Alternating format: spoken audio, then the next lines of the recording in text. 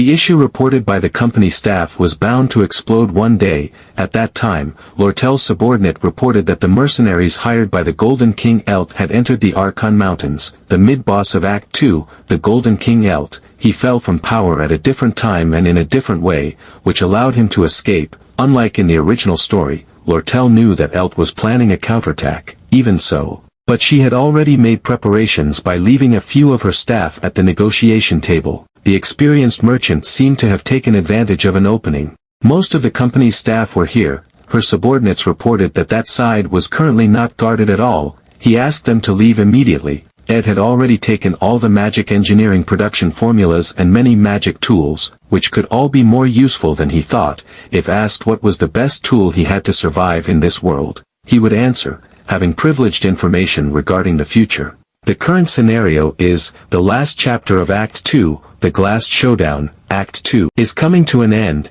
The plan to act according to the original scenario remains unchanged. If Elt is the mid-boss of Act 2, he must exit in Act 2 just like in the original story. Therefore, he would catch Elt. Ed then called Zix. Zix answered him. Ed said, that way should be safe if he went straight from here. He told him to ask for an explanation later after they managed to save Isla and Taylor. Taylor immediately became alert when Ed suddenly mentioned his name. Ed thought, in the end, this scenario should be overcome by him, only by Taylor, who had learned all the unique skills and completed the development well, in order to be able to face him in the final scenario. So that he would be able to handle that person. There are still many things to overcome in this underground waterway. After that, the tower summoned by Professor Glast will cover the sky and cast terrible spells. It will be really painful, and in the future, there will be many grueling obstacles that are beyond human endurance. Ed paused for a moment, and amidst Taylor's confusion, he then asked him to be careful.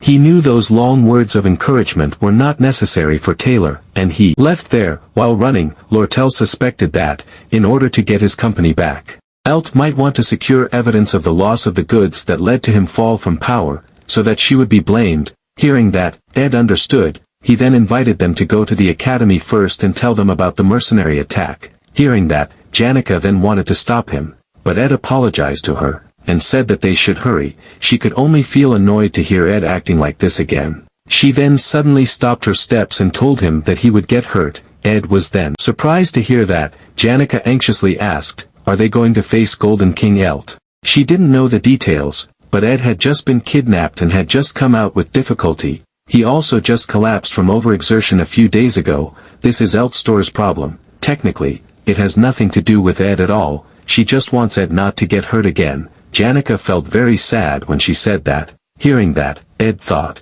she was right. This was indeed someone else's problem. But solving big variables like Elt gave him peace of mind, but he couldn't possibly explain that. But fortunately, Lortel needed him and Janica to catch Elt. So he guessed she would still drag them in for various reasons, right? But he was then surprised when he heard Lortel, who did not deny Janica's words. She also said that dragging Ed into this matter was just her selfishness. Ed deserved to rest in a safe place, although seeing the two of them getting along in this atmosphere was nice, unlike their usual dog and cat attitude. In fact, he could not rest. Ed then said that he appreciated their concern, but unfortunately, Lortel's problem was not someone else's. Two very different reactions arose from that two girls when he said that. But they were both surprised. Janica then asked what he meant by that, while Lortel's heart now seemed to be filled with honey when she heard that, but Ed didn't answer, and told them to run quickly. They were running out of time. Ed said it wasn't anyone else's problem because, but he was very confused what reason he should give them, and in the midst of his confusion, Janica suddenly said, it must be because he had a contract with Lortel, right? She felt that it made sense. If Lortel lost control of the company, the distribution of his magic engineering items would be disrupted.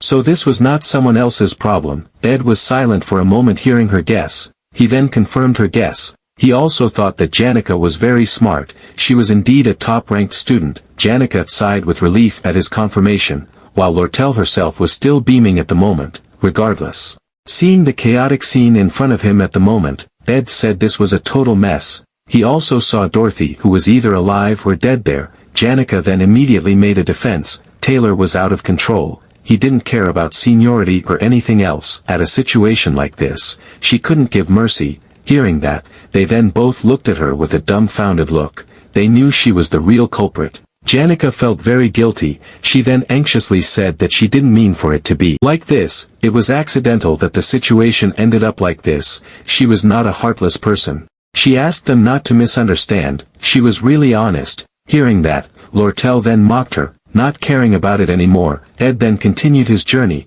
They were almost at the exit. He said they could talk about this outside. First, they had to ask for help from the academy. Hearing that, Lortel said that the carriage she had traveled here with her subordinates was at the entrance. But when they got out of there, a very messy scene was then presented before their eyes, with human bodies lying helplessly in the water. Seeing that, Lortel helplessly said that it was faster than she thought, and Elt, as the cause of all this mess, was now standing blocking the road in front of them. Elt then said to Lortel, he had taught her how to manage documents. Even if he searched the entire company records, he knew he wouldn't find any evidence. But her personnel management was flawed. He immediately confessed that she went to this underground waterway just because he was slightly threatened. The subordinate who had been with her all along then apologized to her. Even Lortel didn't seem to expect the betrayal, but she just smiled in the face of it. Seeing that, Elt said it was good. He told her to keep smiling at times like this. Perfecting that expression took a long time.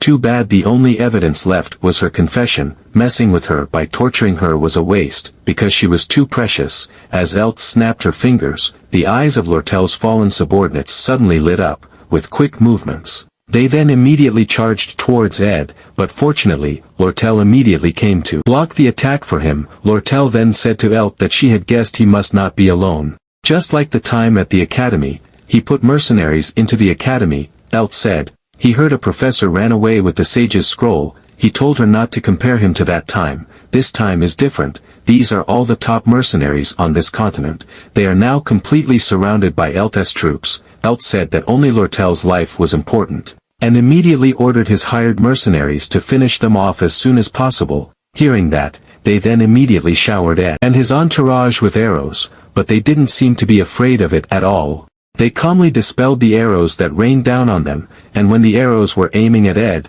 Janica then put defense magic in front of him to block all the arrows. Janica then summoned her bird spirit to block all the arrows flying towards them. She also told Ed to be careful. Their movements were systematic. Ed thanked her, but he was then surprised when he looked towards Elt. Elt had expected that the spirit summoner would be troublesome, but he had said that this time it would be different. She then took out a sheet with a strange pattern drawn on it. It was a legendary grade magic engineering item, Prejudice of Belarus. The item had the effect of suppressing the surrounding magic for 10 minutes. Ed knew that item, although it was one-time use. It cost tens of gold coins per sheet. Prejudice of Belarus. That item was a high version of the nightshade potion that Elvira used. It had a big drawback. That is, it took time to activate and was easily discovered during the preparation for activation, but it was still a very dangerous item. They were outnumbered, with the strength of the veteran mercenary troops blocking the activation period, making it difficult for them to disrupt the activation, and on top of that,